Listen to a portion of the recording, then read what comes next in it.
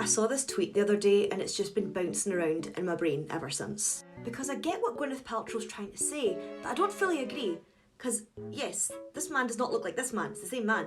I still think this Leonardo DiCaprio is a conventionally attractive Hollywood leading man, but he's a different kind of handsome from 90s Leo. And that got me thinking, how is he a different kind of handsome? Because if you're a woman, you know that you have rabbit eyes and a diamond face and a pear body, but I feel like we've not done the research for men. So I made a chart and I brought a stick. A lot of research to this. I call this the Hollywood Handsome Man Chart. My stick is disappearing.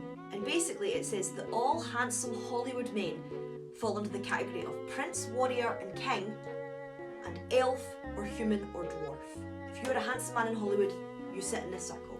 This is not all types of man, this is not all types of handsome man, this is just, in Hollywood, what is considered handsome. You can be a handsome man and not be in this chart. You can be not handsome and be a different type. There are plenty of types. You could be a goblin or a rat or a Humpty Dumpty, but in terms of Hollywood, these are the types. So here on our y-axis we have the three broad-faced type of handsome Hollywood men. And on our x-axis, generally this is age. So elf, human, dwarf. Young Leonardo DiCaprio was 100% an elf prince. Just very dainty features, very soft, very delicate.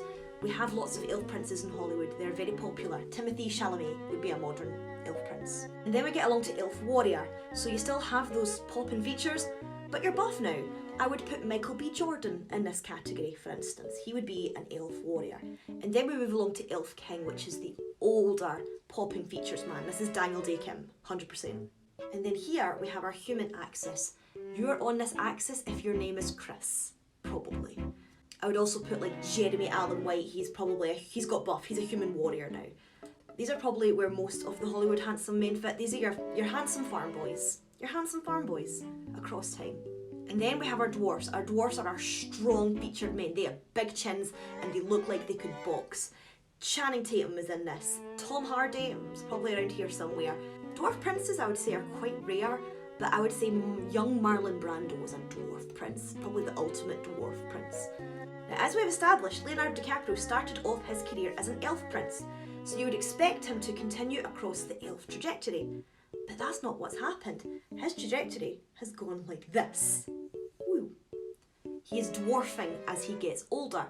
He's moving into this category. And this is not uncommon with elves. It's hard to maintain your elf. In some communities, this is also known as twink death.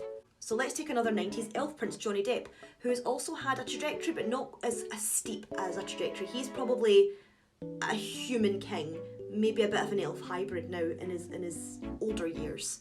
But Leo, he is dwarfing. He is dwarfing. He is moving into his dwarf king era. And this isn't to say that elves are more handsome than dwarfs. They're just a different type of handsome. Marlon Brando, dwarf prince, stunning, stunning. But it is to say, I think this is what's going on with Leonardo DiCaprio. It's not that he's not handsome, it's just that he's not an elf anymore. He's dwarfing. And that's okay. Thank you for coming to my TED Talk.